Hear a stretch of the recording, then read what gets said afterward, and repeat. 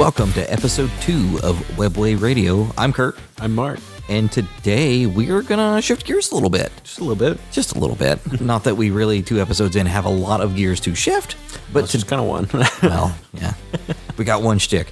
But today we are going to talk about a game called Blackout. I'm very excited. I've been gearing up for this for a while. We finally got our first game in. Or you got your demo game in. It's my second game. It's the first game.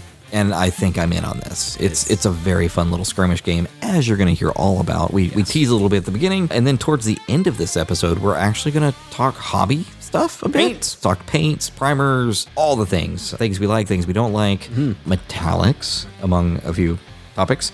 And yeah, I think that's pretty much it this episode. We demoed Blackout, we talked hobby progress, I talked about a game. That's pretty much it. Pretty straightforward. Yep. We were excited to record after me being shown Blackout. Yes. It's a lot of fun. You guys should definitely check it out. But you'll hear more about that very soon. Yep. So let's just jump straight into hobby progress and we'll go from there. That's good.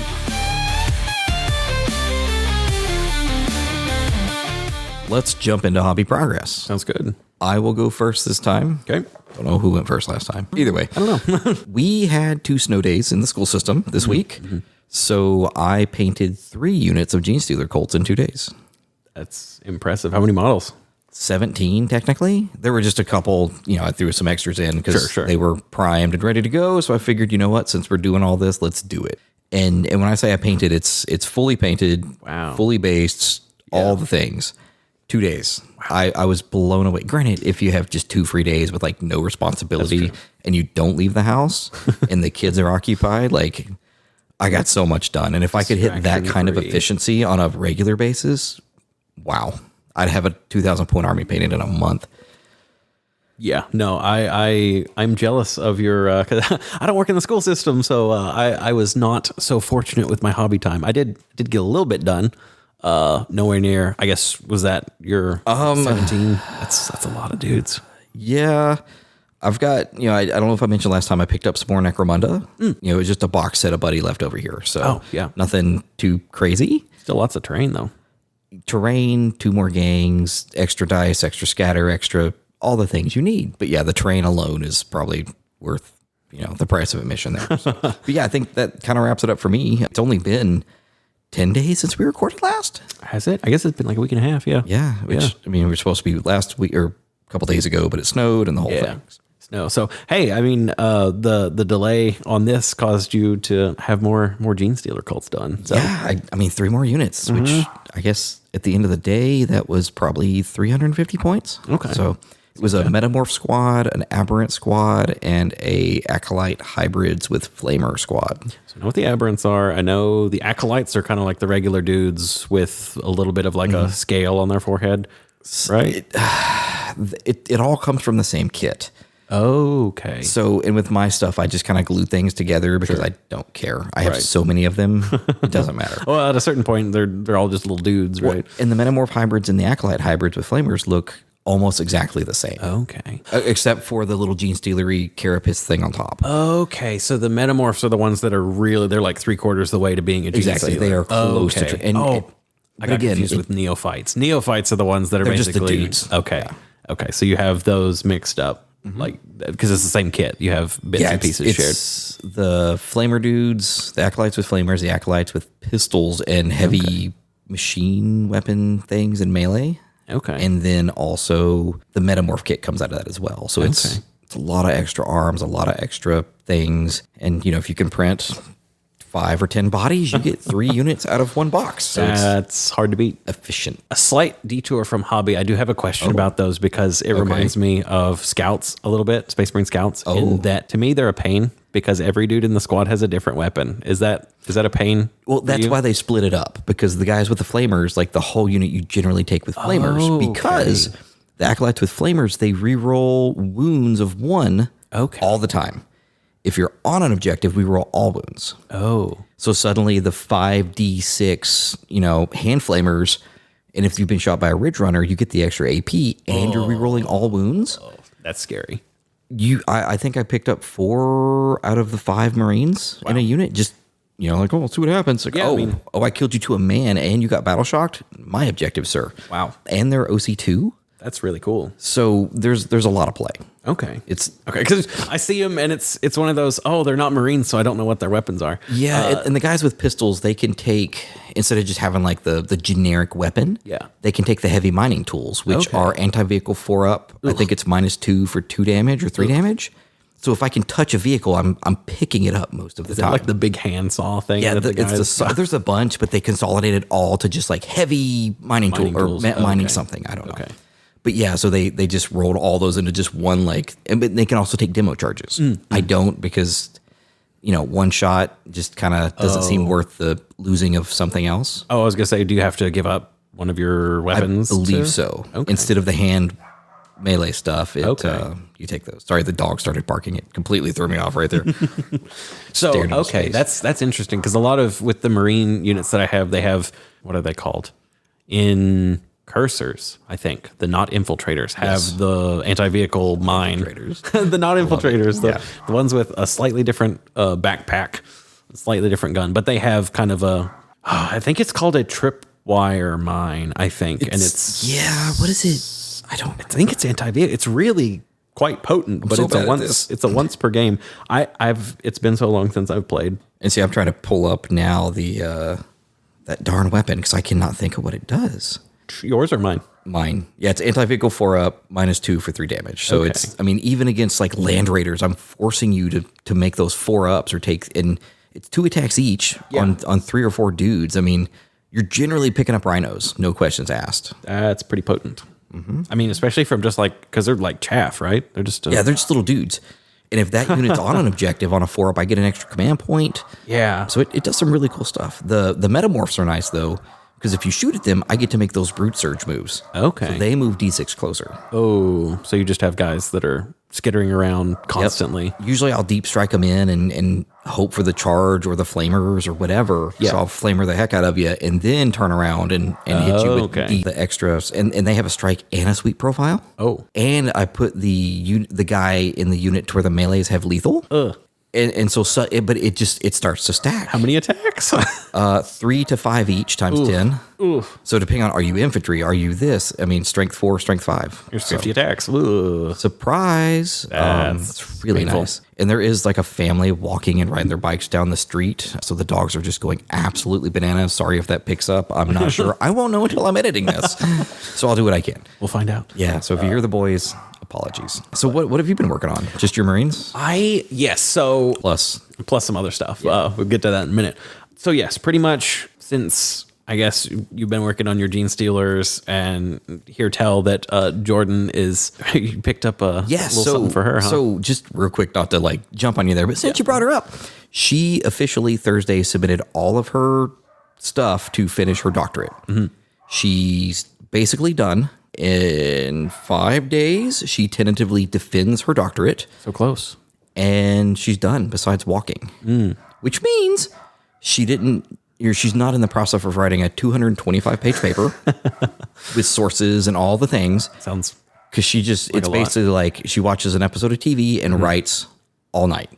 It's been mostly me, and she hasn't had the mental capacity, believe it or not, to play something like Warhammer. So yesterday we went to Huntsville. And the first stop, she's like, "Can we stop and get my Eldar Codex?" It's like, "Sure."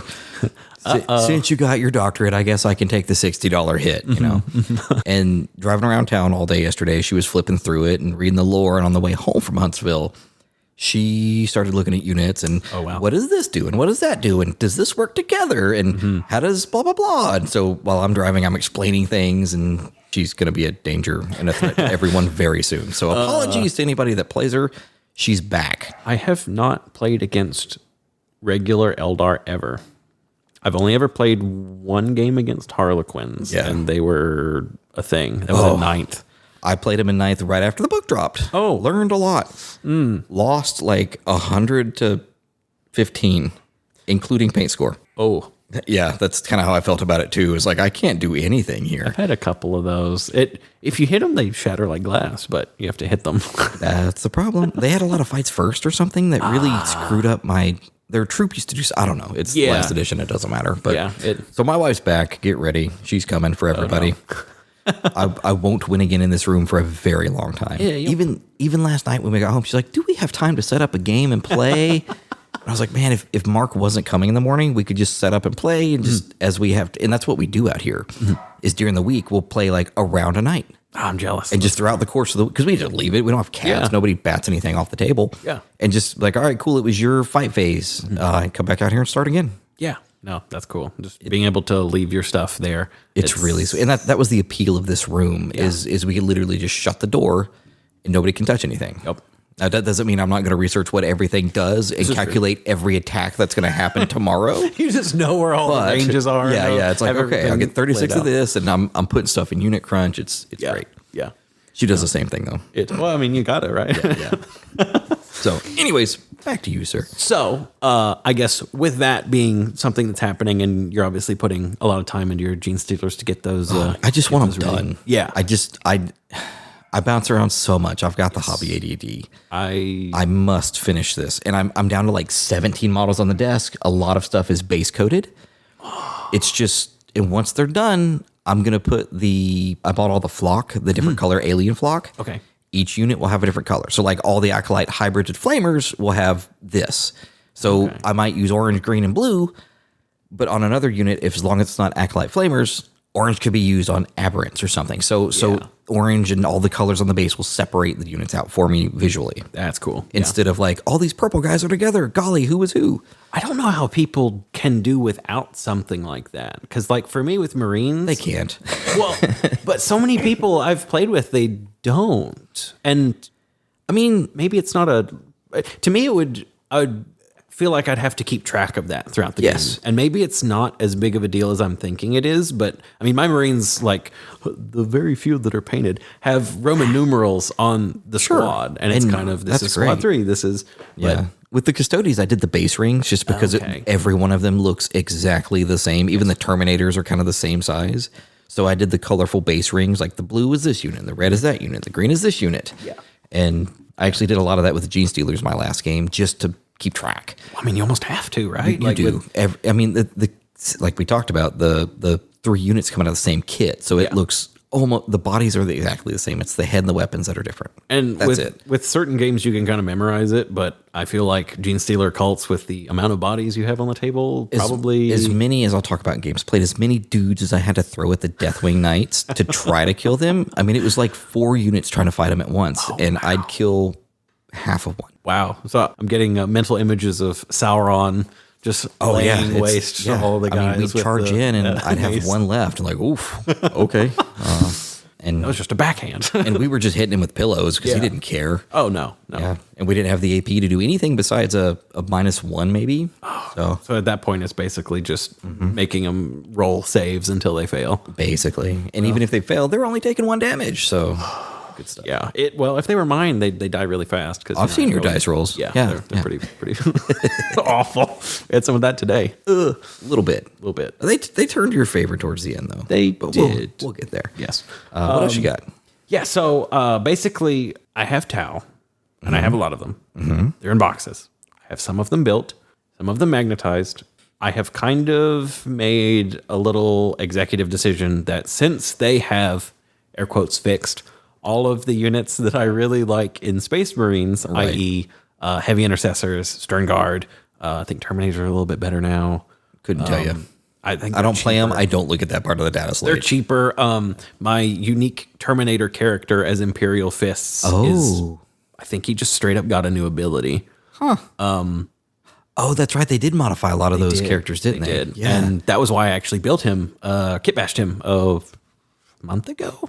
Or Very something. Cool. Yeah. But pretty much I have so much Space Marine stuff built, I can build like 2 units and then I can start playing again and kind of see, if I want to dabble with it a bit more versus Tau. It's like, I'm going to have to spend weeks getting this stuff with how... Join the club here. Jeez. With how infrequent my hobby time's sporadic. It's like I'll get a lot and then I'll have nothing. But yeah, so... Yeah, I know the feeling. Marines. Built a captain last night. Built a 5-man Infernus. Yeah. Which was my first. I've had them since Leviathan, but they've just been sitting there because I haven't had need of them yet. Yeah. Oh, I get that. But so I have everything looks so good on paper, but then, as soon as it hits the table, it's going to be trash. But I built a 2,000 point list that I am excited to see how it works. But it's, I guess, the main two threats of moving out of hobby, I guess maybe not to games played, but just in general. Sure. My two threats are a 10-man block of Terminators. No. With the, and I just forgot his name, Lysander. Something with a K? I know who you're talking about. But so Lysander and actually a Terminator Ancient. So it's actually a 12-man. I don't think I've ever seen one of those on the table. Are they good now? They're a cheap body that you can add to Terminators. They grant all the Terminators plus 1 OC. And when you're below starting strength, they have +1 to hit. And when they're below half, they also have +1 to wound. Wow. Yeah. On top of Lysander also giving them all +1 OC. So I have 4 OC maybe? They're 3 OC each. Wow. And there's 12 bodies. Jeez. And it's going to be... Deal with me on this objective. Yeah. Remove me or... They're going to be chunky. Yeah. I'm using... And I forgot the name because I haven't used it before. I'm not using Anvil Siege Force because I tried that and I used that actually when I played against Connor a few times and hated myself. What is the Salamanders one? Firestorm Assault Force. I'm going to use Firestorm Assault Force for 2 reasons. Every time I've tried to run Gunline, everyone's all up in my face anyways. So it's the stand and shoot doesn't seem to work so much. Yeah. Firestorm Assault gives everyone assault. And if you're within 12 inches, you get +1 strength. So all of my Terminators now have assault on their weapons. And when I get up close, they have +1 strength. What the Stern Guard are going to do, which I don't know if you've seen them, and not to get too far in the weeds with the math, but they have devastating wounds on all of their weapons. Right. Anti-infantry 4-up, I think? That's if you have the combi weapons. They have rapid fire. Full rerolls on Oath, full reroll hits and wounds. Wow. And... that's right, because you are Codex Marines, not Specialty Marines. That on top of having a captain with them. Yeah. I get like the free thing on top of +1. Straight. Like, I watched a video on the math and they can one-shot Land Raiders somewhat consistently. That's crazy. They all have 4 attacks in melee. They just punch 4 times, and then there's 2 power fists in the unit. So we'll see how it actually works when the rubber hits the road. But I'm excited at least for that. So we'll have to get in a game at some point soon. That'll be I'd love to. We got the space to do it. Yeah, we still have not gotten a 40K game in. It's wild. Well, we've demoed a lot of other games, as we will discuss soon. Yes. So let's move up to games played real quick. Yeah. I did play Chris from our Discord. Ooh, Newer player, learning Dark Angels, building Dark Angels. He beat me pretty bad. Oh. I found a glaring weakness for my Genestealer Cult, and they're called Deathwing Knights. I lost all 3 Aberrant squads to the Deathwing Knights, and they're -1 to wound. Suddenly 2 damage going to 1 damage, and then just him being like, no, not today. It's hard. How much are the Aberrants? A lot. I don't know off the top of my head, like 150 maybe per 5, plus the character that's in 2 of the units. So you're looking at like 250. And I killed the regular Terminators. Okay. Mm-hmm.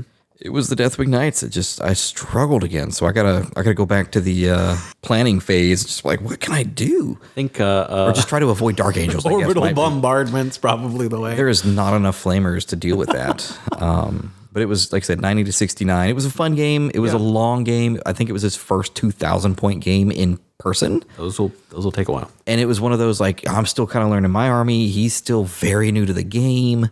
And, we went to middle school together, so we're catching up and all that too, as you do. Yes. But it was fun. I had a blast. But even Jordan was like, we quit and I shut the door and she was like, that took a little while, didn't it? I was like, yeah, that was a long one, but it was fun, which is the name of the game. And he'll get faster. It's just learning, Just getting experience with it. And definitely a different thing doing it in person to online. Yeah. Sure. So right, so that's games played, I think, for us today. Like I said, it's only been about 10 days since we talked. We technically played a game earlier today. We did, right before this. I guess I demoed a game called Blackout. Yes. You've kind of invested pretty heavily into this. Decently, yes. And you played with a friend last weekend? Last Sunday, yes. Okay. So.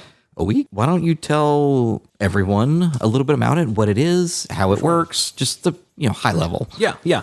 So I guess high level, it's more near future than something like 40K. It's kind of, you've got weapons that are kind of recognizable. It's not like an AK-47. It's like an AK-78 or something. Sure. But you've got, regular infantry. You've got combat AI, which are kind of like something like from Chappie or Elysium. And it looks just like them. And I think I mentioned the secret level episode about Unreal Tournament with the robots. Like that's what they look like and feel like in the game. So like human-sized androids, and then you've got some bigger suits all the way up to like Titanfall style mechs. And I have a couple of those coming tomorrow. Oh, I can't wait to see and or play with and against them. Those will be really cool. But pretty much it's near future skirmish.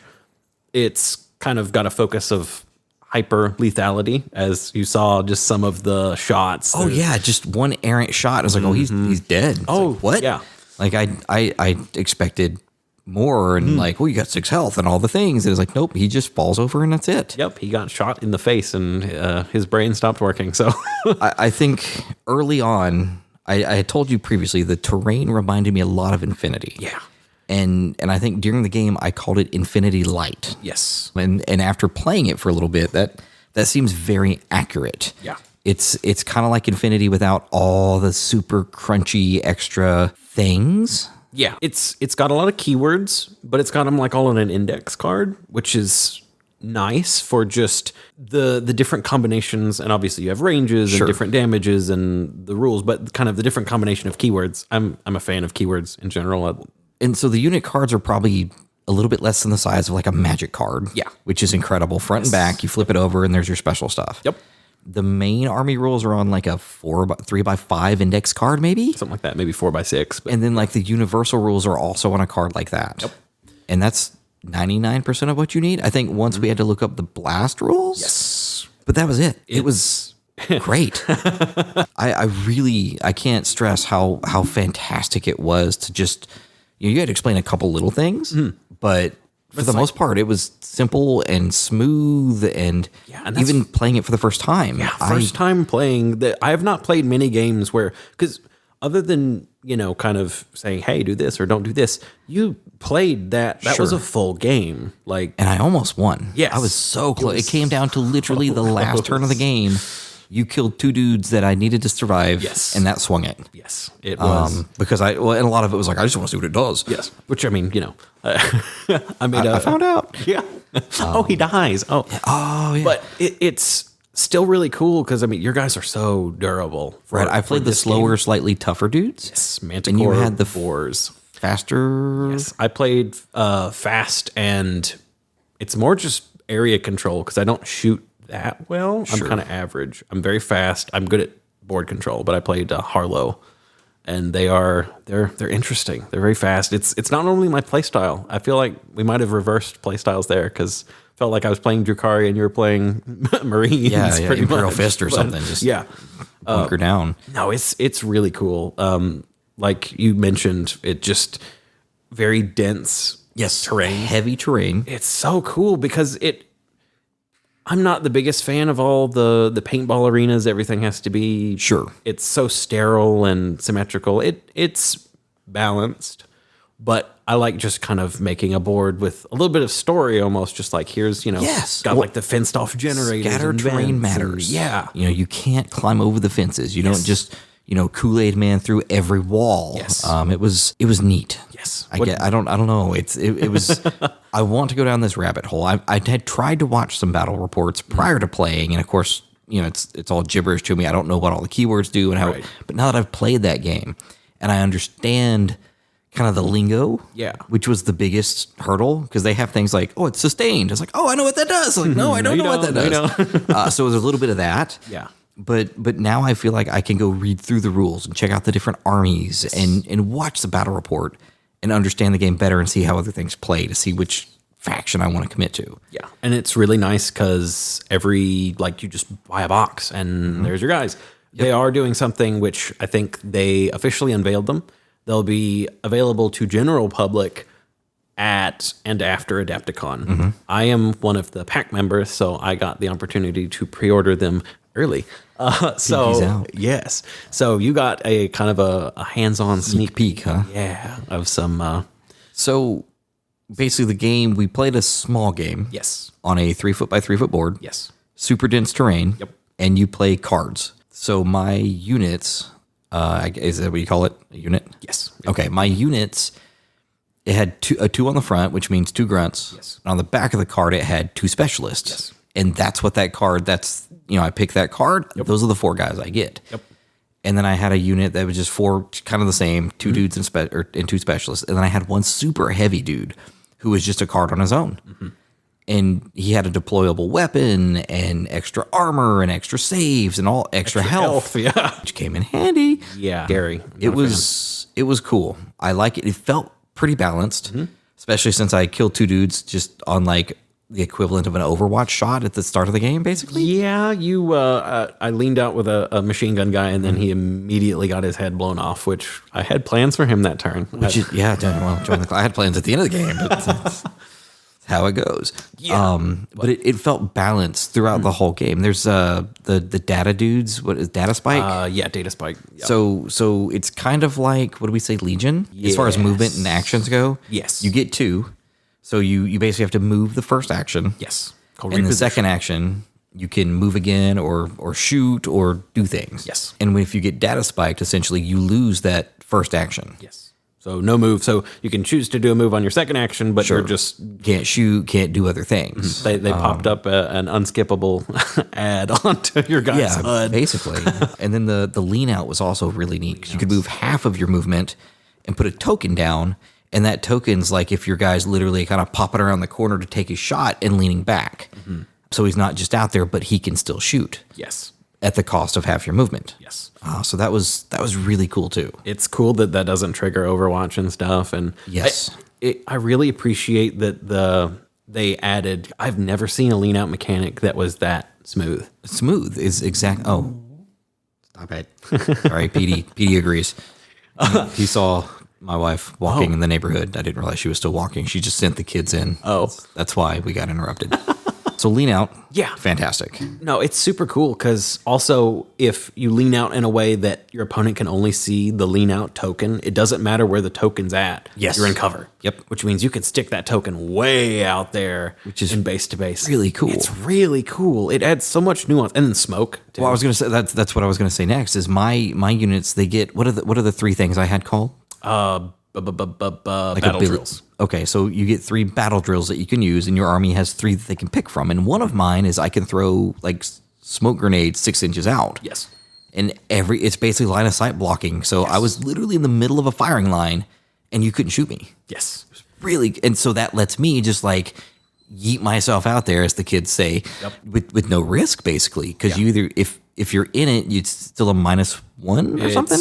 Full cover when you're okay. So yeah, so even if you can shoot at me, I'm still considered to be in cover, and it was really cool to be like, oh, I can use this to take advantage of like here's like a really bad kill zone alley, and I'm just popping smoke. So but that let me move a couple of dudes up when normally you could have just like had a field day with them. Yeah, it's really cool, and it's cool even how different the smoke is because your smoke, your guys have like the visor on the inside, so they can shoot. My guys can shoot through it. Really cool without the penalty. Whereas mine, I can't do that, but it stays longer because it's like chaff, which I guess I don't know what technically that is, like metal or it was a Metal Gear Solid, but I don't remember. But yeah, so no, it's super cool how even just the smoke is slightly different rules for all the different factions. Just like it works a little bit differently, but I really like it. Yeah, I really like it. No, this might be my skirmish game. I've been looking for a long time. I think I found it. It's again, I think I mentioned last episode with the list building. It's so nice because it's simple. Yeah, but there's still variety. Like you said, you get 2 grunts, 2 specialists, but that squad behaves uniquely. Like and something else too, there's no coherency. Yes. So even if you're a squad, your guys can be on the other end of the board or move apart or I think I did like 3 guys to the left and like 1 dude in the middle. Yeah. And the other unit was like 1 guy in the middle and 3 guys to the right. Yes. And so I kind of had play on the board and it's options. Super cool because it also gives you a lot of options just from deployment. Like I think with my AI, like the androids or whatever, I put them both on one side. Sure. So when they activate, that side of the board is getting heavy, but you could spread everything out and have dudes, interacting all across the board, or you can have, here's 4 guys on this side of the board that are just going to wipe something. And it's kind of, there's a lot of little kind of nuanced choices that are not inherently rules based, but it's just like, just. Yep. And our mission had 2 objective markers kind of in the middle, 1 on each side. Yep. And you hold it if you're within 4 inches. Yes, you control it if you're within 4. Control it, and then you can contest it within 6. Yeah. So you don't have to be as close to prevent me from scoring it. Yes. Which became an issue because you can hide behind buildings and terrain and all the things, and now suddenly I have to pop out in the middle and try to knock out that dude so that we can hold the objective. So it kind of forces you to maneuver and all that. Yeah, it forces kind of aggressive play, which, I mean, we were tied up until the back half of the last turn. The bottom of the last turn is when the whole game swung and we scored the first points. Yeah, because I think it was going to be, my previous game was not that way. There was a lot more objective, just because we deployed kind of asymmetrically. Sure. So he was on one side and I was on the other. But it's so cool because it depended on, does this guy die or that guy die? And I think it was we were shooting simultaneously and just the android got the headshot on the Suka. Powered. Yeah. And it just that was game at that point because I could not stop you. So the game ends if you're more than 2 points ahead of your opponent. Yes. Or at the end of 5 turns. For that particular thing. But sure, but still. Yeah. It's not, up to 100. It's real low scoring. It's very fast and I like that that cover is so powerful, but the way the rules and objectives work, you can't just turtle on your back line and just take shots the whole time. You will just lose in a turn. Yeah. If you don't grab the objectives or contest them, like it's game over. You're toast. Bottom of 2, Yeah, but no, I'm glad you enjoyed it. I hoped you would, but it's always one of those, I love this and I'm just going to play it and someone's going to not like it. Like I told you too, I wanted to like Infinity. Mm-hmm. Me and Shane bought into it real hard at Adepticon that year. And we played the demo game with the dudes that ran the podcast whose names I have long forgotten. But I need to look those guys up and just see if they talked about us. That'd be kind of cool. That'd be neat. But we got home and was like, let's try it. And it just we had no idea what we were doing. It was way too many rules, way too many AROs, I think they call it, and advanced reaction something. I don't know. But this is just so simple. Yes. Compared to this. So it's like Infinity Light. Yeah. The terrain's super dense. I printed you up a bunch of buildings and things, and you told me there were bridges. I was like, why did we not start with that? Because the buildings just to add that verticality and the ability to go between them, and like that's really cool. Well, a lot of units have jump packs, like those AI. They just leapt up on top of the building. They basically get a free vertical movement of 4 inches, and then their regular movement. So that was cool. Yeah, it's super cool, and we play enough. Long drawn out, and not that there's anything bad with 6-hour Warhammer games. Yeah, 6-hour Warhammer games. We both, between that and Heresy, and goodness knows there's 6 other games just in this room that we both play that we could spend 6 hours in a session. Yep, it's nice to have something that's a bit more. And I know once I think I told you, it took 2 hours maybe to play that game. It'd probably be an hour had we played it again immediately. Yes, but now that I kind of know how it works and I know what to look for and where the stats are and what does what. It'll be half that. Yeah. Easy. And then as we learn the rules even better, then it'll just speed up from there. And we'll probably be playing in a half hour, maybe 45 minutes. Yeah. I mean, that was my second game ever.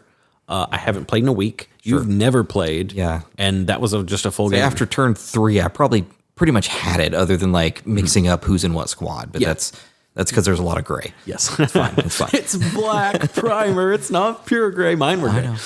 At least one unit wasn't painted and the other was at least primed with red on it or something. And it's that's how I told them apart. And the one special guy, I kept forgetting who was who. So it's okay. But a lot of fun. I'm thrilled that you like it because, it was one of those. And, you made some of those purchases too, I'm sure, where it's like, I think these rules are going to be awesome. And then you sit down and play it, and it's like, I think we're both looking at the same game. Yeah. There's like 4 over there that I'm thinking about. Infinity, Blood Bowl, Shatterpoint. Shatterpoint was the one I was thinking of. It was like, this is good. Lot. I can bring new people into the hobby with Shatterpoint. Good luck. Yeah. Well, maybe if I had dived in right when I bought it and tried to build it up and paint, but we were prepping for tournaments and stuff, and it wasn't top of the list because I was trying to get armies painted, all the things, and organize things, and hotel rooms, and did so and so pay me, and I do not think in any way it's a bad game. It's just not what I was looking for. It's a little more complicated than I want out of my quick skirmish game. It's not a quick skirmish game, I would argue. Like maybe if you got really good at it, but and I've watched the battle reports, and it seems like once you know what's going on, it's not nearly as bad as it could or should be. Yeah, but it's just another kind of complicated game system on top of the 12 other complicated game systems and the 4 editions that I've played of those game systems.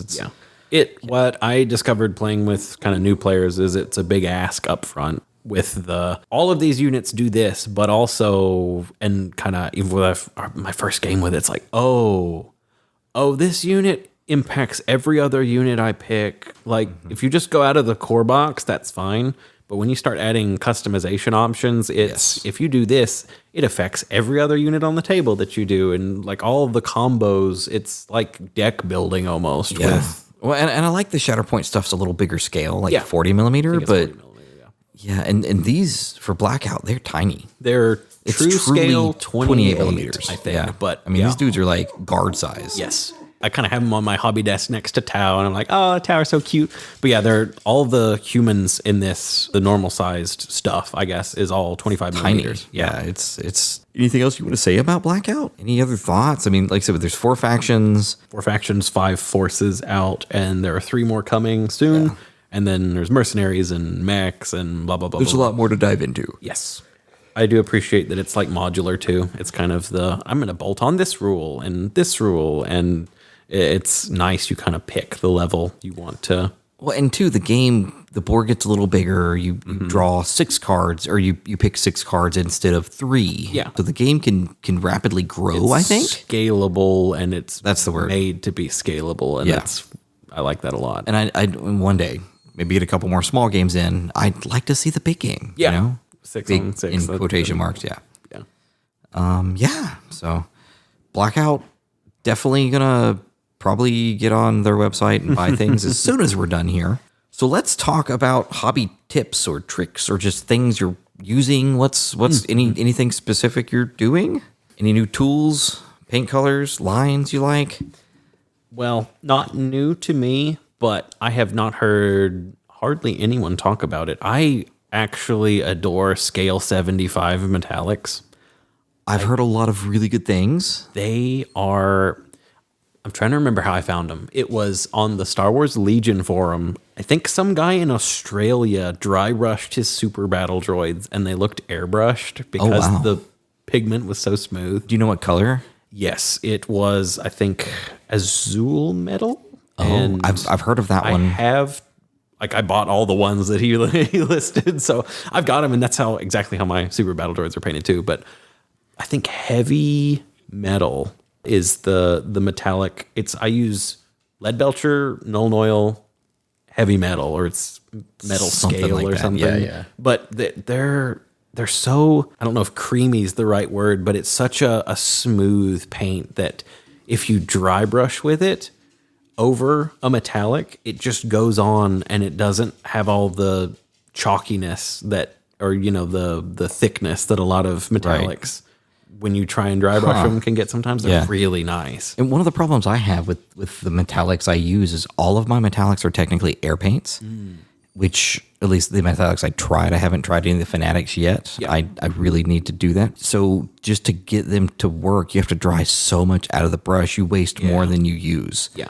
So that's something that I've struggled with. Some of the Genestealer Cult stuff, because a lot of times I'll do like a Vallejo mecha line. It's like the dark steel.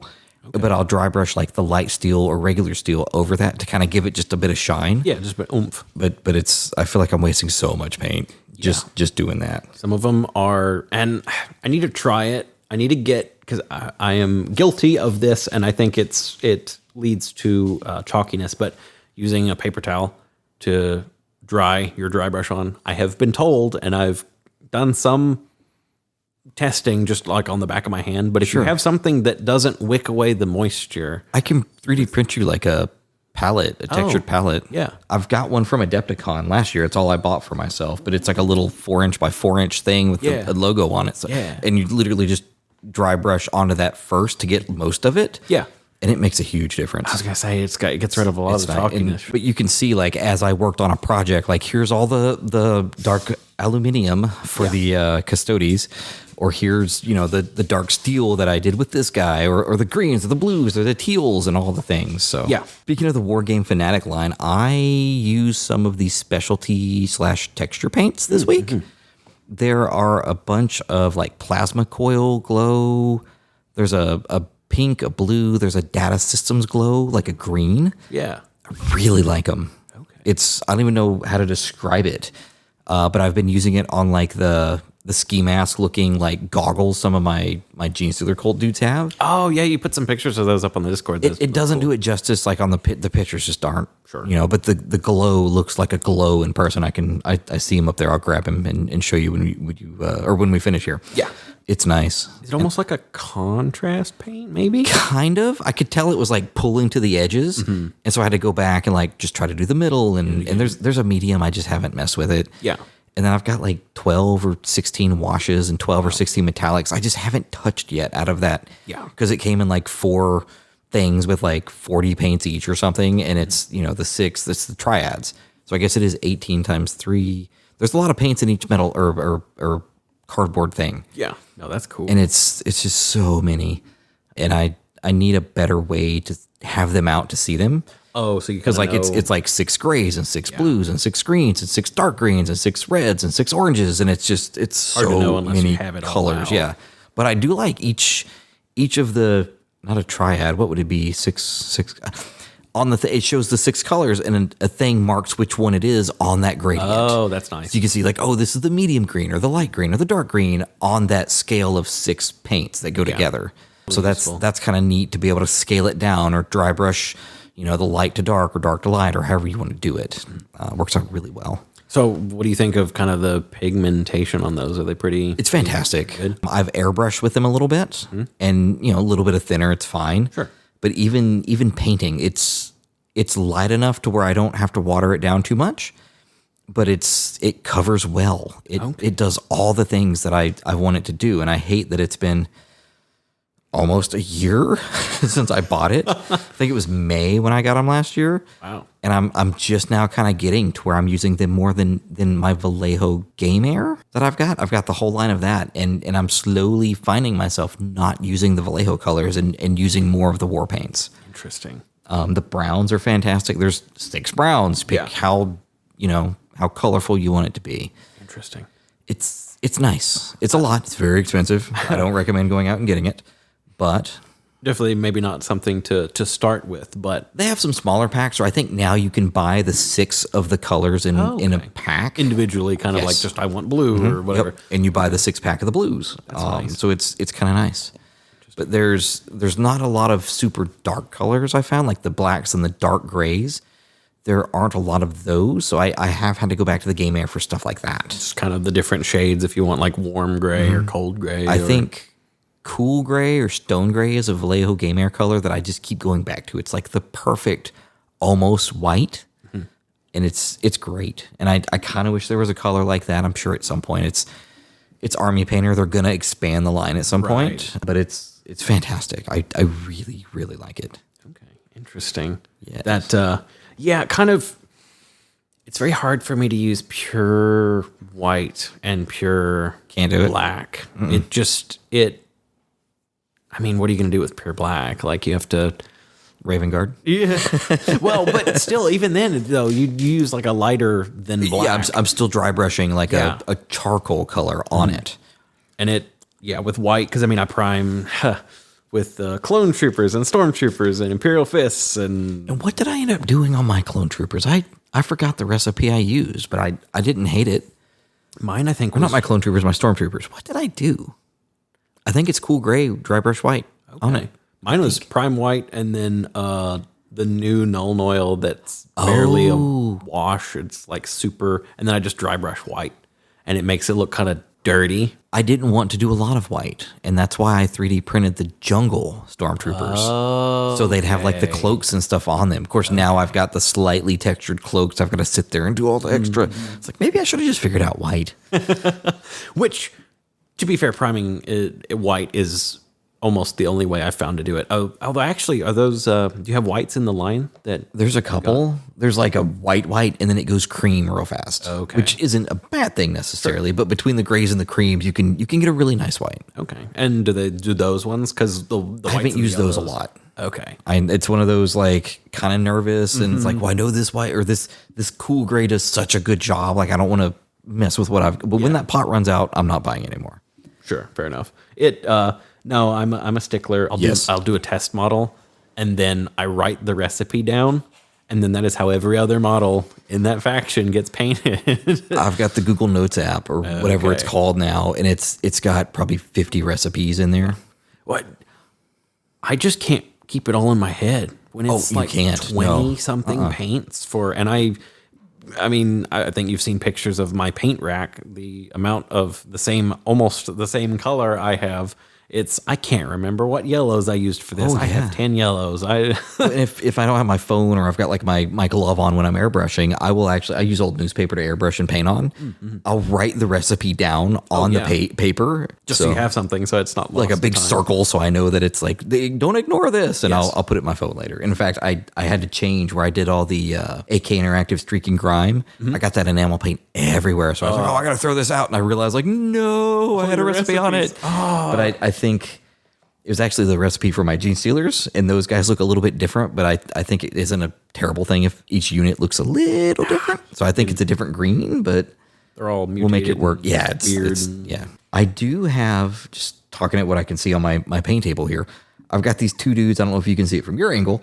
The blue banners. Ooh, yeah, I see the blue banner. I had to take a really high def picture of the custom Genestealer Cult decals or transfers that I had made. Mm-hmm.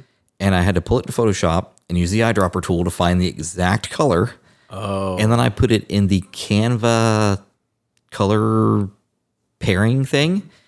And of course, I get another hex code, and I'm comparing that on the website to Army Painter Fanatic. And I found a blue that almost perfectly mirror or contrast that color. So that's why there's those crazy bright blue banners. I'm going to put the transfer on those. Oh. And I'm thinking I'm doing a big transfer, and just because the banners are all ripped up and torn up and everything. Yeah. I'm thinking of doing the banners or putting the transfer on the banner, cutting it around the holes and making it look just super worn out, and then hitting it with my secret sauce. That'll be cool. And hopefully it comes out good, or I completely waste a banner. I cut the arm off and I just paint an arm and glue it back on.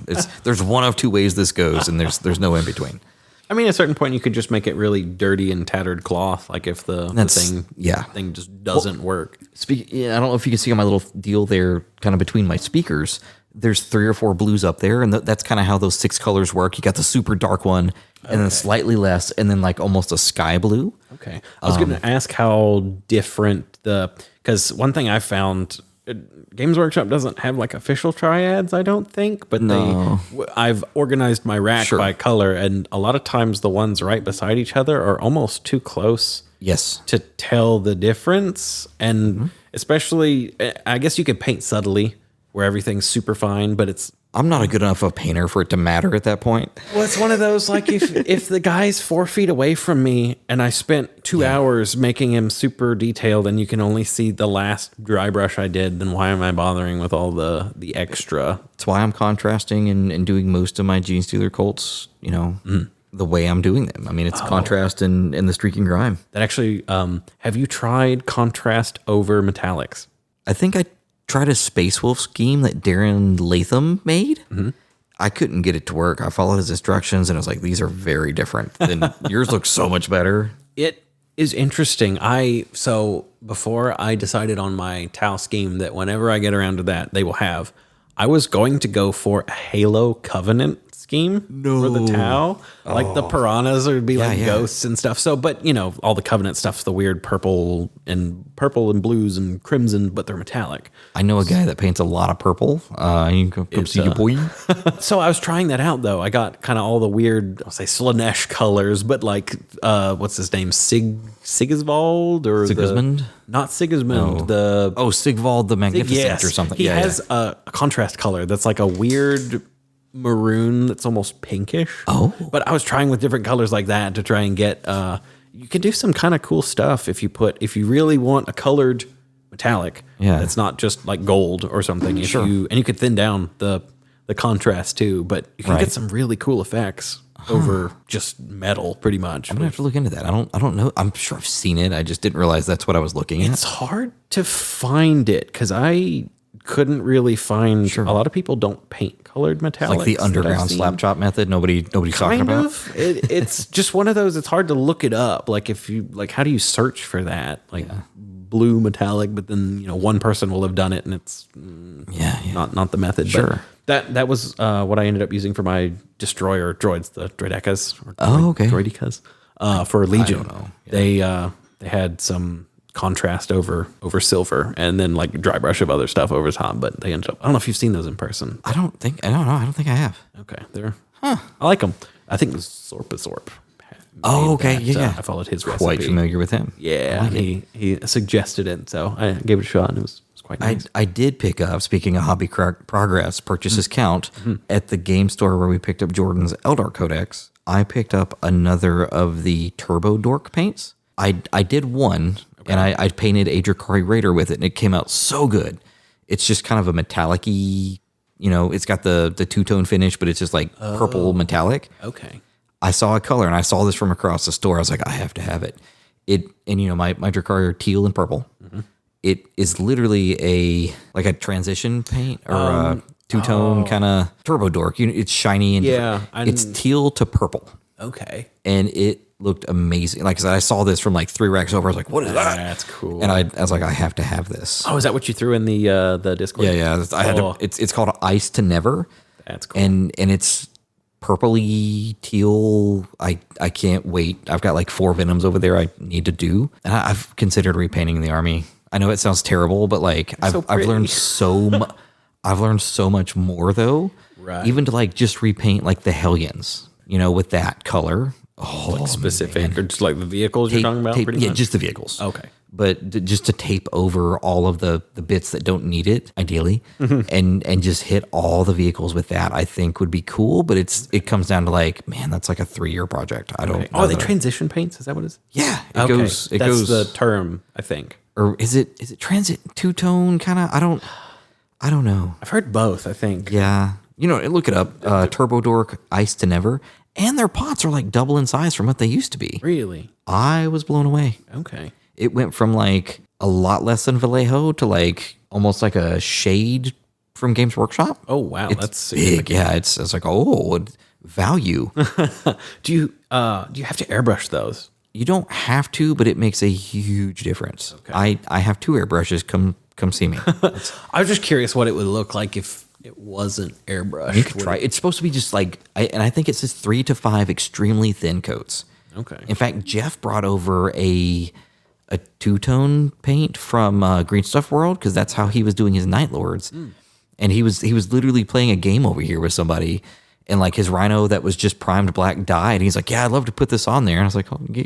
So I'd like, give it to me, buddy, and I went over and just literally fired it up and did 3 quick coats. Oh wow. And, because it dries so fast, I sprayed air for a minute and then did another coat and sprayed air and then did another coat and handed it back to him. He's like, it's that fast? It can be that fast. Like airbrushing, especially like a Rhino before any other details and base coating it, 2 minutes tops. Yeah. Maybe more if you do zenithals and all the things, but for that paint, it came and it went from being black to like the crazy blue, shiny metallic that he had in the middle of his game. And then another one died and he swapped that one back in because it looked so good. Like, it's like, this is great. We can have an airbrush day. Yeah. At least to prime the stuff. Like, Well, I mean, priming's great if the weather's, and it's about to get real nice. Like the next couple of weeks, Prime Central here at least. Yeah. So I know I'll probably go humidity. buy like 4 cans of Chaos Black just to have it. So when it's like you walk outside, like the weather's perfect, I can run outside and prime whatever I need to. Prime a million things. So I got a feeling there's gonna be a lot of heresy stuff very soon. Yes. And some Necromunda gangs and all sorts. At least prime. Yeah, You know. yeah. I can do it with the airbrush. It's just a little tedious. Okay. To get all the angles and the things, and yeah, it's just after like 20 minutes, your finger goes numb, and it's like it's not working.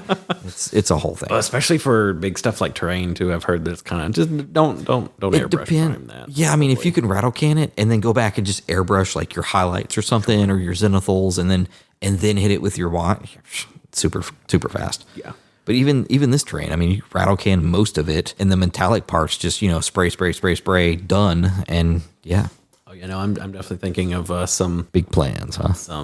Just Krylon Black. I mean, It works, especially with printed stuff. You're going to cover layer lines. Yeah. And if you get just the black primer, not paint primer, I've heard it's very comparable to the GW Chaos Black.